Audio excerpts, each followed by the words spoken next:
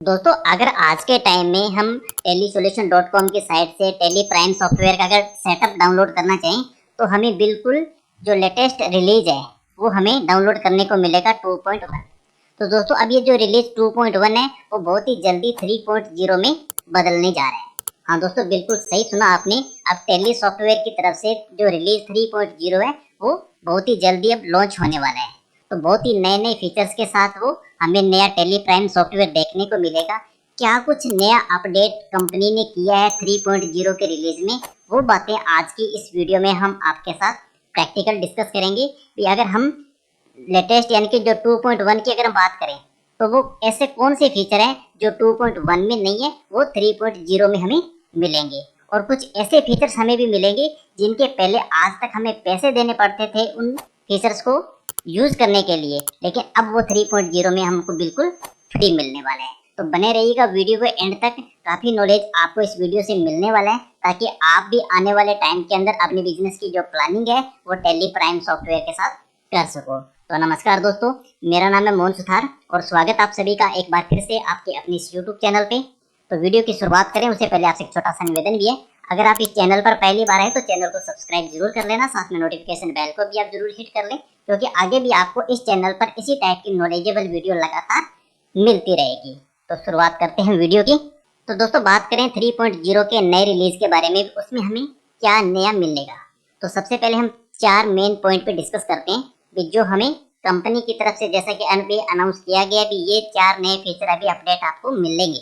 आगे और कितने अपडेट उसके अंदर मिलेंगे वो हम रिलीज होने के बाद ही पता चलेगा, लेकिन सबसे पहले हम 4 मेन पॉइंट जो अभी तक हमें देखने को मिल रहे हैं वो है। सबसे पहले जो हमारा जीएसटी का जो टैक्स सेटअप रेट है, हम आपको इसके अंदर प्रैक्टिकली भी बताएंगे भी उस फीचर्स का यूज हम किस प्रकार से करेंगे। तो सबसे पहले जो हमारा जीएसटी का जो नया टैक्स सेटअप रेट है वो हमारा इसमें नया फीचर ऐड हुआ है। दूसरा है ऑटो जीएसटीआर 2 का रिकंसलाइज। तो सबसे बड़ी जो दिक्कत आ रही थी वो इसी को लेकर आ रही थी, जो जीएसटीआर 2 का जो ऑटोमेटिक हमारा जो रिकंसलाइज होना चाहिए था वो हो नहीं रहा था। अब वो फीचर भी 3.0 में ऐड हो चुके हैं। और तीसरा सबसे बड़ा इंपॉर्टेंट है कि मल्टी ब्रांच की जो जीएसटी है, जीएसटी नंबर है वो हम केवल सिंगल कंपनी के अंदर ही यूज कर सकते हैं। और चौथा पॉइंट है एडवांस फिल्टर का। तो दोस्तों, सबसे पहले हम बात कर लेते हैं जीएसटी रिपोर्ट के बारे में। तो अगर हम बात करें प्रेजेंट टाइम के अंदर जो हमारा टेली सॉफ्टवेयर का रिलीज चल रहा है 2.1, उसमें अगर हम जीएसटी रिपोर्ट को देखते हैं, जैसे कि हम डिस्प्ले पर जाते हैं और जीएसटी रिपोर्ट पे जाते हैं, तो जीएसटी रिपोर्ट के अंदर हमारे पास कुछ इस तरीके का फीचर हमें देखने को मिलता है 2.1 में। लेकिन 3.0 के अंदर आपको कुछ जो जीएसटी रिपोर्ट अगर आप जैसे हम करेंगे तो इस तरीके से आपको देखने को मिलेगा। इसके अंदर track GST return activities, GST 1, GST 3B, GST 08, GST 4, annual computation, और इसके साथ साथ मेन ये चीज आएगी, सबसे बड़ी बात है ये आपका जीएसटी 1, जीएसटी 2A और चालान, यानी कि ये तीनों आपके रिकंसिलेशन होंगे। और उसके साथ साथ आपको यहाँ पर जीएसटी की यूटिलिटी भी मिलने वाली है। अब बात करेंगे भी इसका यूज किस प्रकार से होगा। तो अब ये तो था हमारा जीएसटी रिपोर्ट पे आने के बाद जो हमारा मेन्यू हमें दिखाई देगा उसकी बात है। अब उसके बाद मान लीजिए, अब बात करते हैं हम एक बार इसको रिपोर्ट को देखने से पहले भी, अब हमारा जो मल्टी ब्रांच यानी कि अब जैसे कि हमारा मेन ब्रांच राजस्थान में है, एक ब्रांच हमारे पंजाब में है, एक पंजाब हमारी ब्रांच जो गुजरात में है, महाराष्ट्र में है, बिहार में, यानी कि किसी भी अदर स्टेट के अंदर हो सकती है। 5 ब्रांचें हो सकती है, 6 हो सकती है, 3 हो सकती है, कोई दिक्कत नहीं है। लेकिन अभी तक हमें क्या था, उन सभी ब्रांचों की अकाउंटिंग को मेंटेन करने के लिए हमें ब्रांच वाइज अलग अलग कंपनी क्रिएट करनी पड़ती थी टेली सॉफ्टवेयर में, जो कि एक बहुत ही मुश्किल का काम था अकाउंटेंट के लिए। लेकिन अब उसको सभी ब्रांच को आप सिंगल कंपनी के अंदर ही मेंटेन कर पाओगे।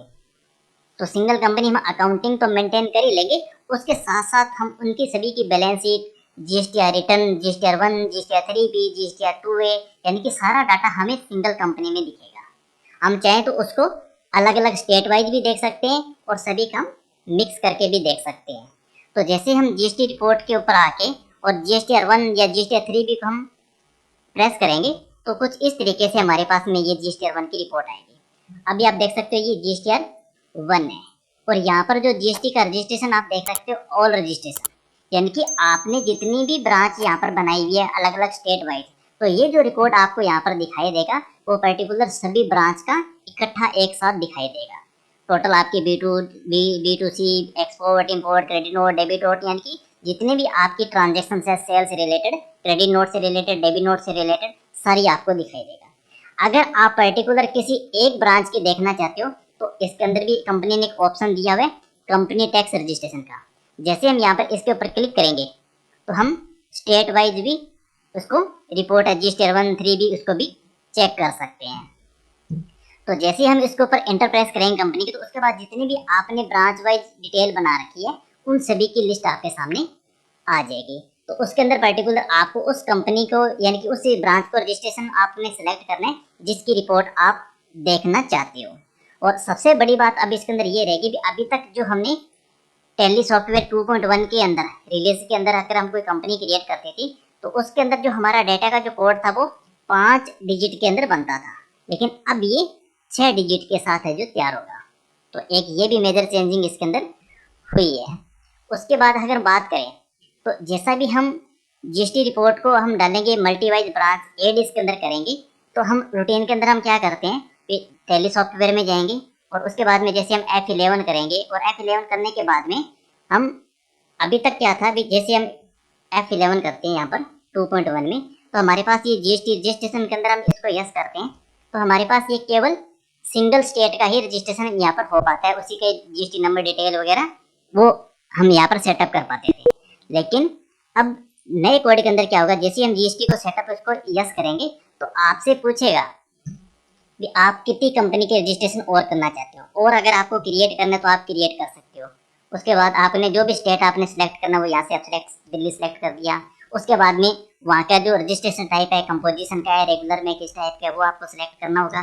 उसके बाद में आपकी कंपनी का GST नंबर वगैरह बाकी डाटा आपका सारा का सेम है। और उसके बाद में जैसे अगर आपने एक क्रिएट कर लिया तो आपके सामने ऑप्शन और आते जाएंगे यहाँ पर another GST registration in the company, तो आप इसके ऊपर भी यस कर करके आप नई कंपनी जो आगे से आगे क्रिएट करते जाओगे। तो जैसे हमने ब्रांच यहाँ पर क्रिएट कर ली वो सारी की सारी ब्रांचें हमारे सामने यहाँ आपको दिखाई देती रहेगी। ठीक है, अब ये हमारी मेन कंपनी है और मेन कंपनी के अंदर हमारा ये ब्रांच का रजिस्ट्रेशन हम कर रहे हैं GST का। लेकिन अभी तक ये जो अभी प्रेजेंट टाइम के अंदर जो रिलीज है उसके अंदर ऐसा नहीं था। तो उसके बाद में जैसे हम न्यू पे क्लिक करेंगे तो आगे से आगे हमारा ब्रांच वाइज हम एडिशन कर सकते हैं।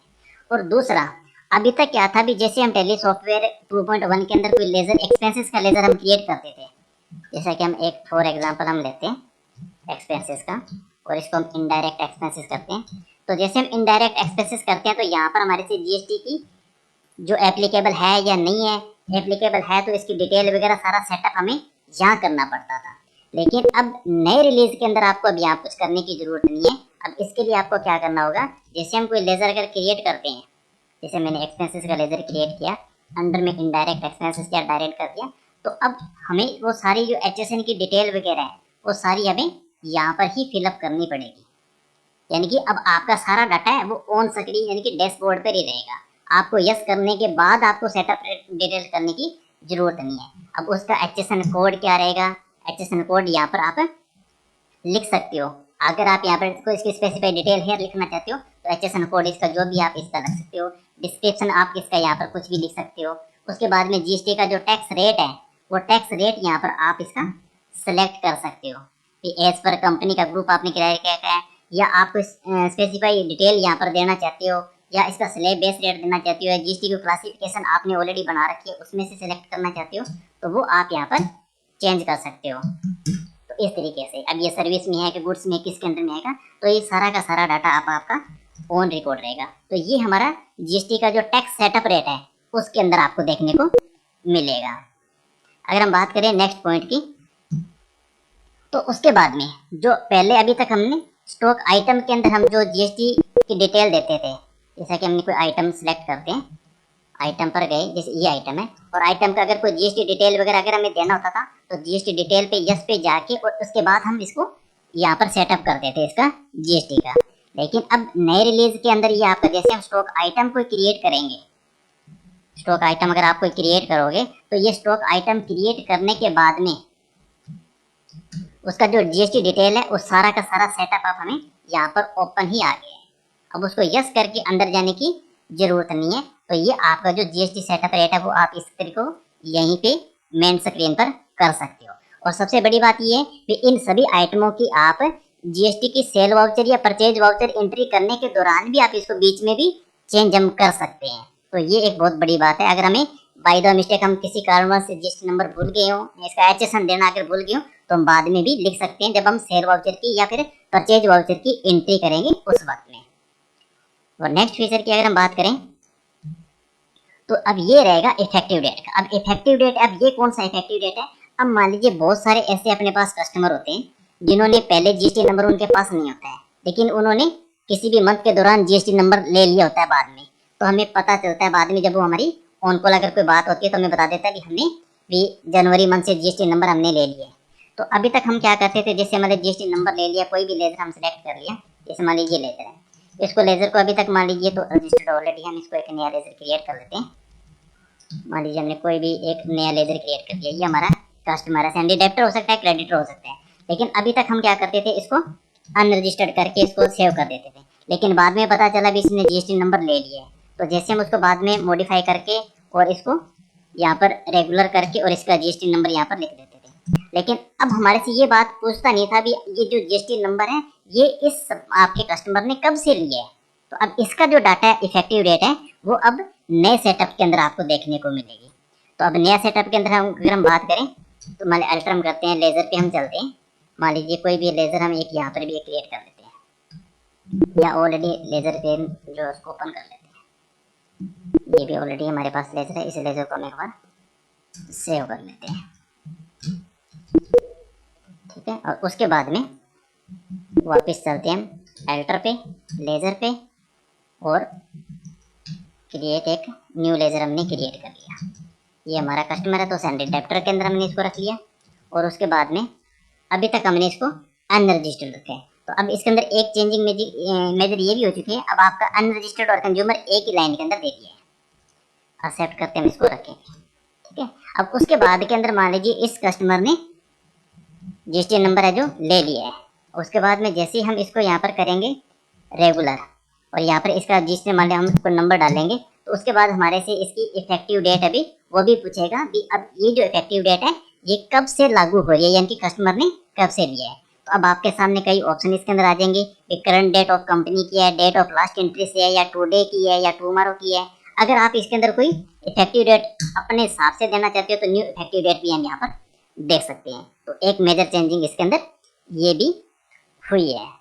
अगर हम बात करें नेक्स्ट चेंजिंग की, तो अब नेक्स्ट चेंजिंग सबसे इम्पोर्टेंट है, वो है जीएसटी का 2A को लेके, यानी कि जो हमारी रिकंसिलेशन होनी है 2A की, तो उसके अंदर आपकी सारी रिपोर्ट दिखाएगा।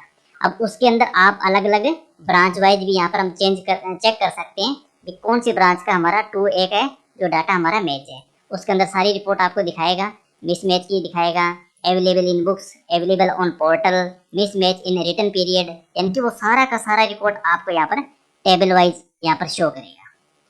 तो ये सारा रिकॉर्ड हम जैसे ही कंपनी इसको लॉन्च करेगी, हम ये सारी प्रॉपर आपको एंट्री करके बताएंगे भी ये जो ऑप्शन है, ये जो फीचर्स हैं वो किस तरीके से काम करते हैं। तो सबसे बड़ी बात ये है जीएसटी का जो हमारा ऑटो रिकंसिलेशन 2A का वर्सेस पोर्टल के साथ, तो ये बहुत जरूरी था। और उसके बाद में एडवांस फिल्टर का जो यूज दे दिया। अब एडवांस फिल्टर क्या है, अभी तक हम टेली प्राइम सॉफ्टवेयर के अंदर अगर हमें कोई फिल्टर यूज करना होता था तो हम क्या करते थे, Alt F12 करके हम इस फिल्टर का यूज करते थे, रेंज इन इंफॉर्मेशन रिपोर्ट, और यहाँ पर हमारा फिल्टर यूज होता था। लेकिन अब ये जो फिल्टर है नए वर्जन के अंदर, अब इन्होंने डैशबोर्ड पे, यानी कि मेन जो डे बुक अगर हम ओपन करेंगे नए वर्जन के साथ में, तो अब इसके अंदर हमारा ये ऑप्शन है, आप देख सकते हो अप्लाई फिल्टर। तो ये जो ऑप्शन है अब इसने यहाँ पर दे दिया। अप्लाई फिल्टर करेंगे तो मल्टी फिल्टर, एडवांस फिल्टर, यानी ये की सारी रिपोर्टें अब आपको डे बुक पर देखने को मिलेगी। अब आपको Alt F12 करने की जरूरत नहीं पड़ेगी। अब मल्टी फीचर है, एडवांस फिल्टर है, कुछ भी आप इसके अंदर यूज कर सकते हो किसी भी चीज़ को सर्च करने के लिए। तो ये सारी बातें भी हम आपको लॉन्च होने के बाद ही दिखा पाएंगे। तो दोस्तों ये थे कुछ बेसिक इम्पोर्टेंट जो हमें आने वाले रिलीज 3.0 में देखने को मिलेंगे। तो आप जल्दी से रजिस्ट्रेशन कराइए। अगर आपकी भी कोई बिजनेस है तो जल्दी से जल्दी आप टैली सॉफ्टवेयर से कंपनी से कांटेक्ट करके आप अपनी बिजनेस की प्लानिंग है जो कर सकते हो। वीडियो अगर आपको इंपॉर्टेंट लगी हो नॉलेजेबल लगी तो प्लीज़ वीडियो को जरूर लाइक करना, ज़्यादा से ज़्यादा वीडियो को शेयर करना।